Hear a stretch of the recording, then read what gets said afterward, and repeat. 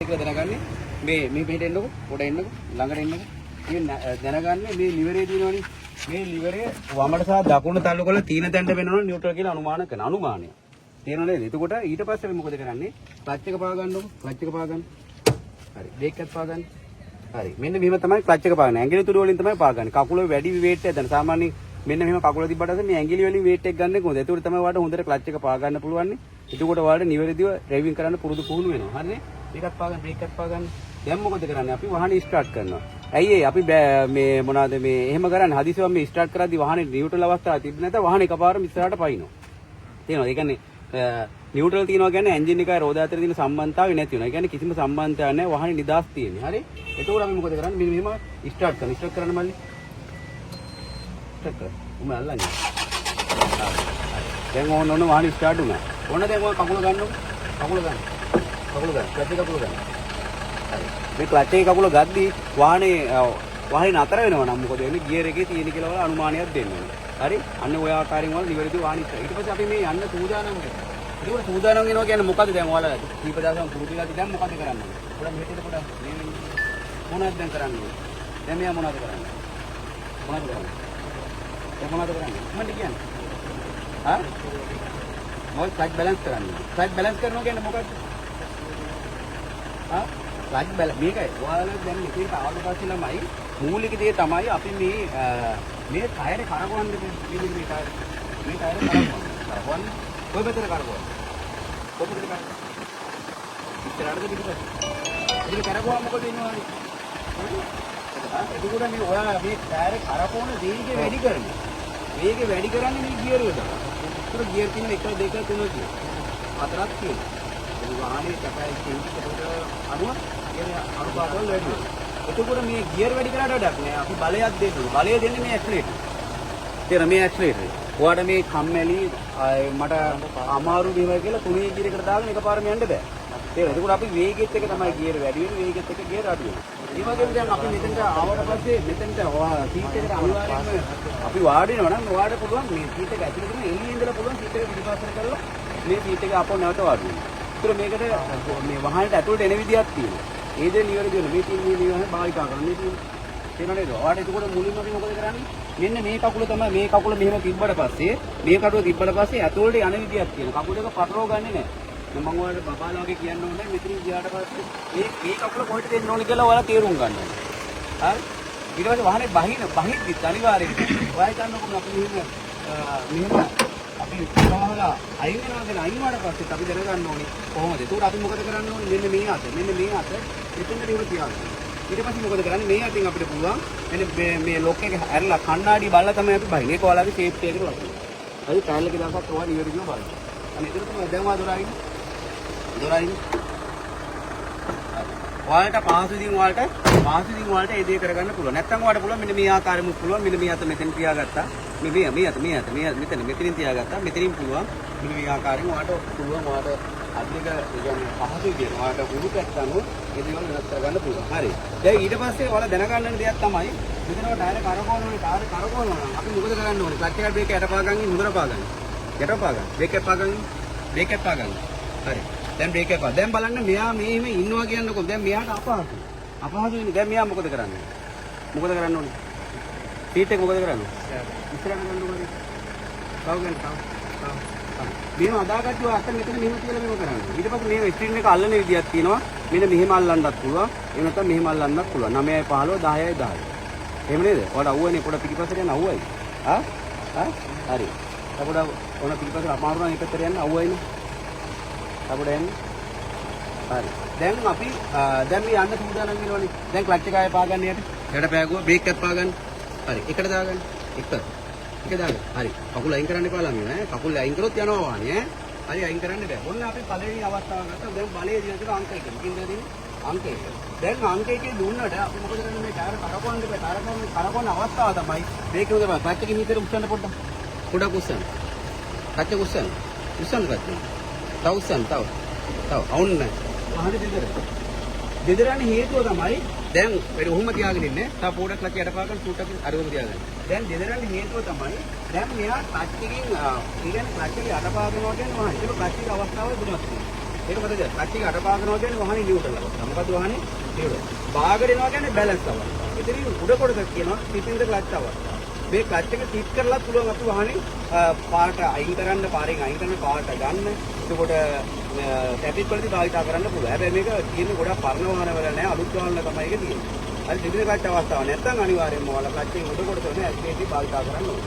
ඊට පස්සේ දැන් මෙයා යන්නනේ හදන්නේ. මේ යන්න හේතුව තමයි දෙරණ හේතුව තමයි මෙයා යන්න කියලා කියනවා. ඒකෙන් දැන් කාර්ය කැරගෙනවා. කැරගෙන එක එපා කියනවා මෙයා. මොකෙන්ද මේ? බ්‍රේක් එක. ඒතර යන්න බැරි බාධක කීයක් තියෙනවද දැන් මෙයා ගාව? කීයක් තියෙනවද? මොන බ්‍රේක් කීයක් තියෙනවද? ඔය ඕමින් ක්ලච් යටපා ගන්න. යටපාගන් ඉන්න. හරි. හරි. ක්ලච් බැල තව උඩ ගේන්න. තව ගේන්න තව. හරි. ඔය සපෝඩ යටපා ගන්න. සපෝඩ ගන්න. හරි. දැන් මේ යන්න එපා කියනවා. එකක් තමයි මේ ෆුට් බ්‍රේක් එකයි හෑන්ඩ් බ්‍රේක් එකයි. මේක යන්න එපා කියනවා. එපා කියනවනේ. දැන් එතකොට අපි යන්න එපා කියනවනේ. එතකොට අපි මොකද කරන්නේ? මේව අයින් කරන්නේ. මේව නිදහස් කරනවා. නිදහස් කරන අපි මුලින්ම හෑන්ඩ් බ්‍රේක් එක පාස් කරන්නේ. හෑන්ඩ් බ්‍රේක් එක පාස් කරලා හෑන්ඩ් බ්‍රේක් එකේ ඔට්ටු වෙන්නේ නැහැ. පොඩක් වේට් කරලා පොඩක් කුට්ටක් බටන් එක ගේන්න බලන්න. පොඩක් වේට් කරන්න මේ වේට් පොඩක් එන්න පින්නනවා. මේ වේට් කරලා මේ පොඩක් වේට් කරලා මේ බටන් එක පොඩක් නිදහස් වෙනවා. මේක ඔබන්නේ. මෙන්න බ්‍රේක් එක පාගන බ්‍රේක් උදේට පාගන් ඉන්න ඕනේ ඈ. ඔබ උඩට උස්සන්න. මෙන්න උස්සන්න. දැන් බ්‍රේක් එක පාගන්න. ඔන්න දැන් අපි පළවෙනි පාදකේ අයින් කරා. තේරෙනවද? එතකොට මේ ක්ලච් බැලන්ස් කියන්නේ අර වාහනයක් ඉස්සරහට එන ආරම්භක තැන. දැන් මොකද කරන්නේ අපි? ඊට පස්සේ ඊළඟ පාදකේ අයින් කරනවා නම් අපි මූලිකව කරන්න ඕනේ තමයි මේ කණ්ණාඩිය බලන්න. මොන කණ්ණාඩියද? ඇයි ඒ කණ්ණාඩිය බලන්න? කාර්ය නියුත් වෙනවද? පාදක තියෙනවද කියලා බලන්න. ඒකට අපි ප්‍රමුඛතාවය දෙන්න. ඊට පස්සේ මොකද කරන්නේ? මේ සංඥා යොදන්න. සංඥා මොනවාද? සංඥා කියන්නේ මොකක්ද? සංඥා කියන්නේ මොනවද? හා? සිග්නල්. ඔය එතකොට අපි මේ සංඥාවල් යොදන්නේ අන්න හරවන්න. එතකොට අපි මේ සංඥාවක් අපි දැනට මේ වාහනේ හැරෙන්න සඳහා යොදා ගන්නවා මේ සිග්නල් කියන දෙන්නේ. එතකොට අපි මොකද කරන්නේ? මේ සංඥාව දානවා ඊට පස්සේ. මේ සංඥාව දානවා. ඊට සංඥාව දාලා අපි මොකද කරන්නේ? තිමින් සැරේ අපි මොකද කරන්න ඕන ළමයි? වංගු කරන්න එපා. මේ ක්ලච් එක දැන් බාගෙන ඉන්නේ. මේ බාගෙන උඩ තනව උස්සනවත් එක්කම මේ බ්‍රේක් එක කකුල මොකද කරන්නේ? නිදහස් වෙනවා. බ්‍රේක් එක කකුල මොකද දෙන්න ඕනේ? නිදහස් වෙනවා. නිදහස් වෙද්දී මොකද කරන්නේ? වාහනේ යනවා ඉස්සරහ. හරි. එතකොට අර ක්ලච් එකෙන් අර බාගෙට වඩා උඩ කොටස අපිට පුළුවන් උඩයට මාරු කරලා අපිට පුළුවන් වේගය අඩු වැඩි කරන්න. ඒකට සාමාන්‍ය පැයට කිලෝමීටර් 5ක් වගේ ස්පීඩ් එකක් තියෙනවා. ආයේ ඔය ක්ලච් එකෙන් බාගෙට වඩා යට යනවා කියන්නේ වාහනේ මොකද වාහනේ නියුට්‍රල් වෙනවා. ඊට පස්සේ අපිට මේ වේගෙන් යන්න බෑ. තේරෙනවද? දැන් අපිට මේ වේගෙන් යන්න පුළුවන්. යන්න බෑ. එතකොට අපි දැනගන්න ඕනේ මේකට බලය වැඩි කරන්නෙත් නෑ. ඉතින් අපිට ඒක තමයි එකේ ගියර් එකෙන් යන්න බෑ. අපි මොකද කරන්නේ? ගියර් මාරු කරනවා. ගියර් මාරු කරද්දී 1 2. එතකොට අපි ගියර් මාරු කරද්දී ඔයාලට පැල්ලෙනවා මෙහෙම කරලා රේට් එකක් දරලා එහෙම දාලා අතිවිදි කරලා එහෙම කරලා අරින්නේ නැහැ. තේරෙනවද? අපි සාමාන්‍ය විදිහට සැහැල්ලු විදිහට සැහැල්ලුන් තමයි මේ ලිවරේ හසුරවන්නේ. එතකොට අපි ඩ්‍රයිවිං සීට් එක ගන්නවා සැහැල්ලු විදිහට ඉන්න ඕනේ. එතකොට අපිට පුළුවන් මේ ගියර් ලිවරේ හසුරවන්න. එතකොට 1 2 3 සමහර අය 3 ගියර් එක දාන්න ගියාම ලুকু රේට් එකක් දාලා උණු කරලා දාලා එහෙම යවනවා. එහෙම බෑ. අපි හැම වෙලේම නියුට්‍රල් අවස්ථාවට ආවට පස්සේ හිමින් සැරේ අත රිලීස් කරලා මේ පොඩ්ඩක් ඉස්සරහට දාපු ගමන් අනිවාර්යයෙන්ම 3 ගියර් එකට යනවා. ඔයාලා මොකද කරන්නේ? මෙහෙම කරලා දානවා මෙහෙම කරකවනවා. එහෙම බෑ 3 ගියර් එකකට දාන්න. එතකොට එකේ ගියර් එකකට එක. එතකොට වාහනයක තියෙන ලේසිම ගියර් අනුපාතය තමයි 3 ගියර් එක. හරි? ඔන්න ඔහොම යනවා. තේරෙනවද? එතකොට අපි දැනගන්න ඕනේ මේ දකුණු කකුල තියෙනවනේ. මේ දකුණු කකුල නිතරම වැඩ කරන්නේ. මේක මෙඩිකල් ලැබ් ගන්නවල. මෙඩිකල් ලැබ් ගන්නවා. කකුල් වැඩ කරනද කියලා බලන්න. මේ දකුණු කකුල පාර්කින ස්වභාවය අනුව නිවරට වැඩ කරන්නේ. ඒක ඉදිරියෙන් වාට යන්න බැරි බාධකයක් තියෙනවා නම් බ්‍රේක් එකට කකුල එනවා. බාධකේ ලඟ වෙන මොකද කරන්නේ? බ්‍රේක් එක තද කරනවා. බ්‍රේක් මොකද කරන්න ඕනේ? තද කරනවා. බ්‍රේක් එක යට තද කරනවා. එතකොට ඔයා හිතන්නේ එකපාරම බාධකයක් ආවා කියලා. එකපාරම ආදයක් ආවා සෙලික බ්‍රේක් එකේ උඩ. එතකොට වාහනයක බ්‍රේක් අවස්ථා දෙකක් තියෙනවා.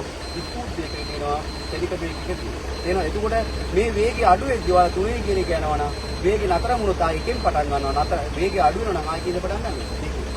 හරි තේරෙනවද? ඊට පස්සේ අපිට පුළුවන් ඔන්න ඔය ආකාරයෙන් මේව කරගන්න. ඒ වගේම මේ බ්‍රේක් ගහද්දී ලොකු වෙට් එකක් දාලා මේව දඩම් බඩම් දාලා පඩන්නේ නැහැ මේවා. ගියර් දාද්දී සද්ද එන්න දාන්නේ නැහැ. දත් මිටි කන්නේ නැහැ. තේරෙනවද? ඒතර හෝන් එකක් හරියට මේ ඉගිලිවරින් අයින්නේ නැහැ. ඒක මෙහෙම අල්ලගත්තට පස්සේ ස්පීඩ් වීල් එක දැන් ගියර් පොල් අපි ගියර් ලිවර් එක අත ගියාට පස්සේ ආපහු අත එක තියාගෙන මෙහෙම යන්නේ නැහැ. ආපහු ලිවර් විතරට එන්න ඕනේ. හරි? එන්නේ දේවල් වෙනවා. ඊට පස්සේ අපි 3 ගියර් එක දාලා නිදහස් යන විට හැම වෙලේම ඇක්සිලරේටර් එක කියන්නේ ගෑස් එක අපි මොකද කරන්නේ? මේ ඇක්සිලරේටර් පාවිච්චි කරලා ඇක්සිලරේටරෙන් කකුල ගන්නකොට අපි කියනවා මොකද්ද? එන්ජින් බ්‍රේක් ගන්න. මොකද්ද? එන්ජින් බ්‍රේක් ගන්නවා කියන්නේ මෙහෙමයි. මේ ඇස්ලේටින් කකුලේ මේ ඇස්ලේටින් මේ කකුල පෑගුවට පස්සේ මේ ටයර් එක කැරගෙන වීගි වැඩි වෙනවනේ. ඒක අපි මූලික දේ තමයි බාධයක් ඇහැතියා දැක්කොත් එහෙම හරකින් දැක්කා කියන්නේ මොකද දකින්නේ? හරකින්. ඩ්‍රයිවිං සීට් එකේ ඉන්නේ හරකින්. ඒකට ඩ්‍රයිවිං සීට් එකේ ඉන්න බුද්ධිමත් අය නේද? ඔයා දැනගන්න ඕනි. මුලින්ම මේ බලය නැති කරන්න. බලය නැති කරන කකුල ගන්නවා. කකුල ගත්ත ගමන් මොකද වෙන්නේ? මේ ටයර් කරකවන එක නැති වෙනවා. ඊට පස්සේ අර තල්ලු කරන් ආපු වේගය තමයි මොකෙන්ද අඩු කරන්නේ? ෆුට් වේගය. අන්න ඒතර ඔය කකුල ගන්නවා කියලා ඇතුලේ කකුලට තියාගෙන හරියන්නේ නැහැ. හැබැයි ඒක බ්‍රේක් එකේ මත කකුල දෙට එන්නම ඕනේ. හරි අන්න ඒක තමයි එන්ජින් බ්‍රේක් ගන්නවා කියන්නේ. ඒතකොට මේ එන්ජින් එකේ තියෙන බ්‍රේක් එක ගත්තට පස්සේ තමයි ඒ වගේම ඔයාලගේ වාහනය නතර කරන්න කිව්වට පස්සේ ඔයා ට්‍රයල් එක දාලා වාහනය නතර කරන්න කිව්වට පස්සේ එකපාරම ගිහම එන්ජින් බ්‍රේක් මේ ගියර් එකට දාන්නේ නැහැ. එන්ජින් බ්‍රේක් එක අර ගන්නවා වේගය අඩු වෙනවා වේගය අඩු වුණාට පස්සේ තමයි දෙවෙනි ගියර් එකට දාලා හිමිසේ නතර කරන්නේ. හරි එතකොට කන්දකදී වගේ තමයි දෙවෙනි ගියර් එක දාලා නතර කරන්න ඔයාලට පහසු. ඒ වගේ නිකන් ඔයාලට තැන්නක වගේ නතර කරනවා තුනේ ගියර් එකෙන් නතර කරන්න පුළුවන්. හැබැයි ලොකු අත්දැකීමක් තියෙන්න ඕනේ උඹ පළපුරුද්දක් තියෙනවා. එන්න ඕනේ ඔය ඊට පස්සේ වාහනේ යද්දි මේ කණ්ණාඩි බලන දේවල් නිවැරදිව බලලා අනේ ඒ විදිහට නිවැරදිව ඒ දේවල් ටික කරගන්න ඕනේ. එහෙම නේද? ඒතර ඒ වල උපදේශ මාත්‍ර බැලුම් ගන්න මොකද? බැලුම් ගන්න දැලෙන කොලින් බැවිනෝ අනම් බණන් කියන අය බැලුම් ගන්න. මොලයක් නැතුව ගියා. ඔය යනවා ඒ ඔය ඔළුවේ කිසිම දෙයක් නැතුව පිස්සෝ වගේ ගියාම ඕක වෙනවා. මේක ඔළුවේ හැම වෙලේම වැඩ කරන්නේ. මේක පාඩමක්. පාඩමක්. මේ පාඩම ඔළුවේ නැතුව ගියාම උපදේශ මාත්‍රාවට බැලුම් අහන්න සිද්ධ වෙනවා. හරි අන්න ඒක නොවෙන්න නම් ඔයා බුද්ධිමත්ව කටයුතු කරන්න. ඒක ඔයාලට පුළුවන් මෙන්න මේ දේ කරන්න. ඔය පාඩම හොඳටම ඇති. දැන් මම මේක YouTube එකට අප්ලෝඩ් කරනවා. මේක ඔයාලා හොඳට බලන්න. ඒක ඔයාලට පුළුවන් ඊයරද ඩ්‍රයිවිං කරන්න. හරි දැන් අත් දෙකකින් තියෙනවනේ. හරි දැන් ඔයාලට යන්න පුළුවන් නෝකට තමයි මම අඩ ගියේ. හරි.